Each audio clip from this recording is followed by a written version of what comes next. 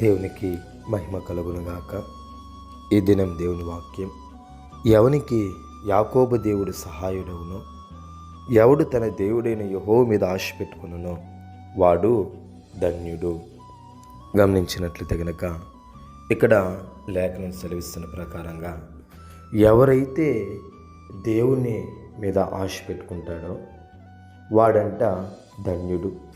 ఇక్కడ ఎవనికి యాకోబు దేవుడు సహాయుడవును అంటే, యాకోబు తన కష్టకాలంలో ఉన్నప్పుడు దేవుడు యాకోబుకి ఎలాగ తోడై ఉండి సహాయం చేశాడో, అందుకనేసి ఇక్కడ సెలవిస్తూ ఉంది, ఎవనికి యాకోబు దేవుడు సహాయుడవునో, ఎవడు తన దేవుడైన యెహోవా మీద ఆశ పెట్టుకునో అంటే, ఎవరైతే ప్రభువు మీద ఆశ పెట్టుకుంటారో, యాకోబుకు తన కష్టకాలంలో తోడై ఉన్న దేవుడు, అటువంటి దేవుని మీద ఎవరైతే ఆశ పెట్టుకుంటారో వారంట ధన్యుడు అనేసి లేఖనం సెలవిస్తూ ఉంది.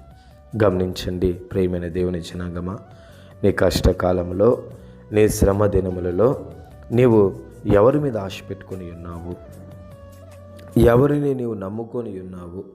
ఎవరి సహాయం కొరకై నువ్వు అర్థిస్తున్నావు? ఎవరు సహాయం చేయాలని చెప్పేసి నువ్వు వేదనతో ఎదురు చూస్తున్నావు?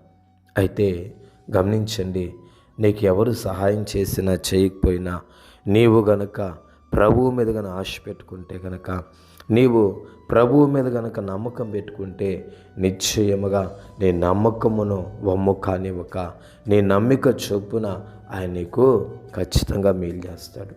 నువ్వు నమ్మకం పెట్టుకో, నువ్వు ధన్యుడిగా అనిపించుకుంటావు. నువ్వు నమ్మకం పెట్టుకో, నిశ్చయంగా ఆ నమ్మకం ఎప్పటికీ కూడా నీరు గారిపోకుండా దేవుడు నీవు ఆయన మీద పెట్టుకున్న నమ్మకం చొప్పున నీకు ఖచ్చితంగా మేలైనటువంటి కార్యాలను చేస్తాడు. కాబట్టి గమనించండి, నీ నమ్మిక చొప్పున దేవుడు నీ జీవితంలో గొప్ప కార్యం చేయగాక.